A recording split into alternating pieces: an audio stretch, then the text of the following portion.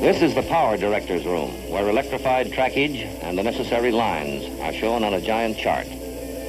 Hot lines are indicated by lights. In another room, the load dispatcher makes sure that the supply lines from the powerhouses to the railroad are functioning properly. A battery of instruments records the load on every line. This tremendous power is at the fingertips of the engineer of the electric locomotive. Still another important part of railroading is the building and maintenance of equipment. You do things big when you build for the railroads. Giant castings made in one piece become the frames for modern locomotives. Driving wheels in an endless procession, accurately balanced, tested, and double-checked. Skilled craftsmen hammer and rivet to create these towering boilers. Other men build and repair all types of freight and passenger cars. New construction and maintenance on a broad basis. Welding flues for boilers. Melting iron for castings. Preparing molds. Checking. Grinding.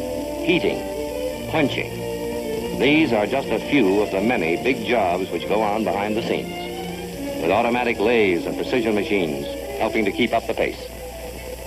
A small forging is needed, a bigger piece for a bracket on a freight car, a mighty chunk, the driving rod for a locomotive.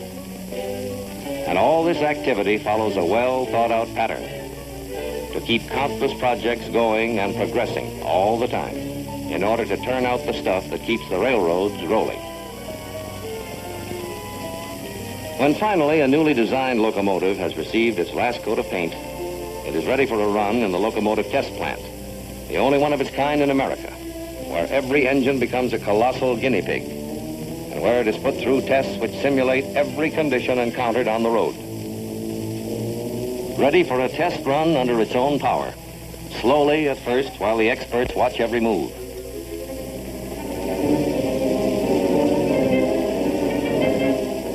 Then, gradually, the throttle is open. Instruments chart and record vital data for the mechanical engineers so that the engine's performance will be perfect before it goes into service on the road.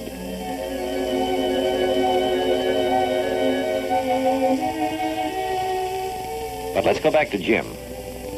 He has completed his run, which has taken him away from home overnight. He will rest now before his return journey in a railroad man's dormitory, built and operated by the railroad. Here he may wash up, meet with his fellow railroad men, play a game of cards, and get a comfortable rest. Meanwhile, the engines are thoroughly inspected, washed and cleaned, and made ready for their next runs. Many types of locomotives come in for their regular checkup. These are electric engines, powered by 11,000 volts through overhead wires. Here is one of the new diesels.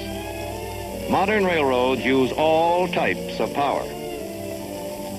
This giant is one of a great fleet of newly developed multiple-cylinder steam locomotives, which are now ready to haul tomorrow's brand new trains. Here is the power for the new era of rail transportation. Power which already has been joined by a newly developed steam turbine locomotive, which operates without driving rods or cylinders. Truly, transportation has come a long way since the days of the wagon and the stagecoach, and the little old choo-choo of 100 years ago. Progress like this is the result of ever searching for new things, ever searching to improve in order to perform more efficiently. For research is a vital part of railroading to make tomorrow's transportation better than today's. Here, rail is tested under a pressure of 1,000,000 pounds per square inch, finding out about springs for a smoother ride, studying and testing metals, materials, and parts for better quality, for greater safety, for smoother, faster performance. Testing the qualities of coal. To perform properly in a locomotive, coal should swell up. The rubber glove test, where gloves are immersed in water and subjected to 50,000 volts. The tiniest flaw can be fatal to a lineman handling high-tension wires. See that spark leaking through? Rejected. Checking metals for defects. Electric currents and iron filings locate a flaw invisible to the naked eye. The headlight reflector test.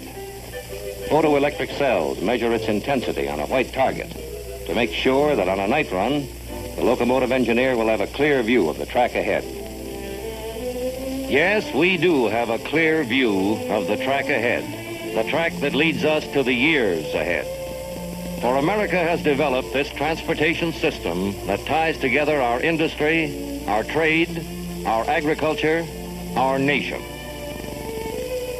Far beyond its own territory, its cars and trains travel over many connecting lines for uninterrupted journeys between the east and the north and south and west, between Washington, New York, New England, and Montreal. The north and the south, by many connecting lines, straight through without change. The east and the southwest, through the St. Louis Gateway, to the great cities of Texas, and over the border to Mexico City. The east and the far west, through the Chicago Gateway, a choice of routes connecting the Atlantic and Pacific without change of cars. Here is a transportation system permitting through passenger service without change, a service which had its beginning in 1852 and which has been steadily expanding ever since to serve us now and in the future. For this is the age of tremendous transportation needs, and mass transportation is therefore the keystone on which the progress of America depends. In the vanguard of that progress are the railroads, moving America's goods, its people, economically, swiftly, and above all, safely, ever at the nation's service.